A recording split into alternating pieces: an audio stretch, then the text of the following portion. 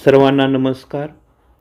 तर 20 सप्टेंबर 2025 रोजी म्हणजेच उद्याच्याला सर्व महाराष्ट्रामध्ये नवभारत साक्षरता कार्यक्रम 2025-26 अंतर्गत सर्व असाक्षर व्यक्तींची परीक्षा होणार आहे आणि त्या संदर्भातली एक्सेल शीट कशी भरायची ते आपण या व्हिडिओमध्ये पाहणार आहोत।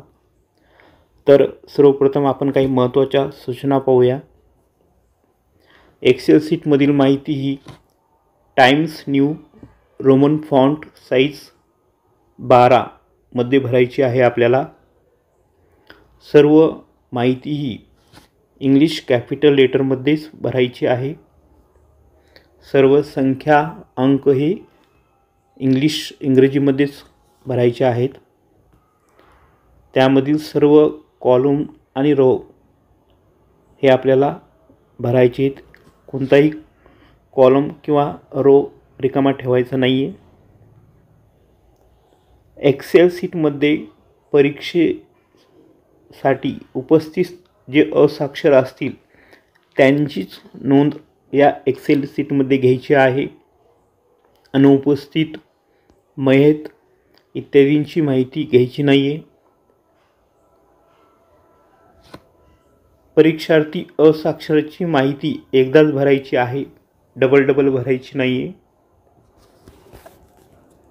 एक्सेल शीटमध्ये असाक्षरांची माहिती 48 रोमध्ये भरायची आहे। 48 इथं आपल्याला रो दिलेले आहेत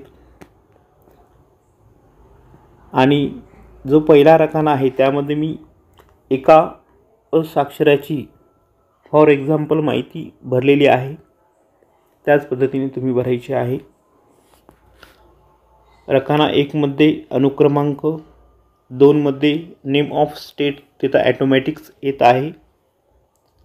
त्यानंतर रकाना 3 मध्ये name of learner surname plus name capital लेटरमध्ये लिहायचं आहे।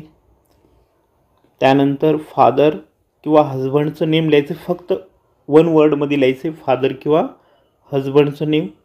त्यानंतर मदर्स नेम वन वर्डमध्ये लिहायचं आहे। मोबाईल नंबर लिहायचा आहे।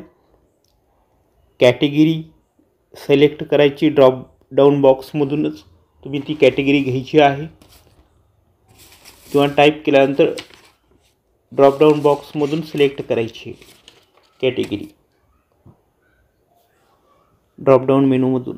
त्यानंतर 8 नंबरला एस नो करायचं आहे, तुम्ही मॅरिड। 9 नंबरला एज लिहायचं आहे लर्नरचं।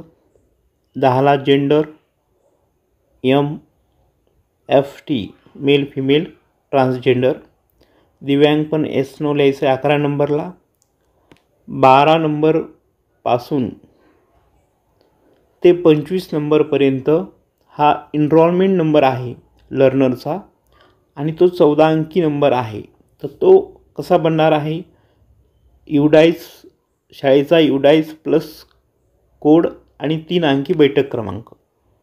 शाळेचा युडाईस क्रमांक 27 1702 10 102 म्हणजे सुरुवातीला state code, district code, block code, village code आणि त्यानंतर स्कूल कोड 2 अंकी आणि त्यानंतर जे 23 24 25 हे जे रकाने आहेत त्यामध्ये लर्नरचा बैठक क्रमांक 001 002 003 अशा प्रकारे जेवढे काही लर्नर असतील त्या पद्धतीने त्यांना नंबर द्यायचा आहे। म्हणजे 12 ते 25 कॉलममध्ये लर्नरचा इनरोलमेंट नंबर तयार होणार आहे 14 अंकी।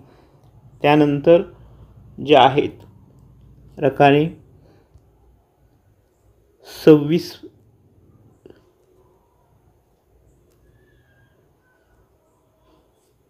त्यानंतरचा जो रकाना आहे 26 ते 29 रकाने।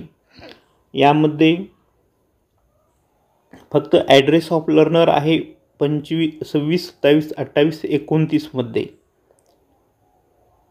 त्यामध्ये ॲड्रेस 1 लाईन फक्त नाव लिहायचं आहे तुम्ही, गावाचं नाव, डिस्ट्रिक्ट, स्टेट आणि पिनकोड।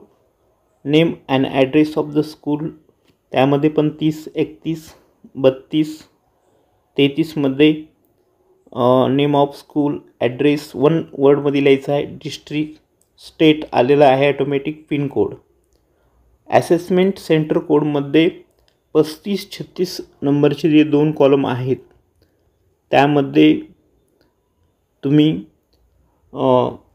त्या शाळेमध्ये किती परीक्षा केंद्र आहेत, वर्ग एका पहिल्या खोलीला 001 01 नंबर द्यायचा आहे, दुसऱ्याला 02 03 अशा प्रकारे ॲसेसमेंट सेंटर कोड नंबर द्यायचा आहे.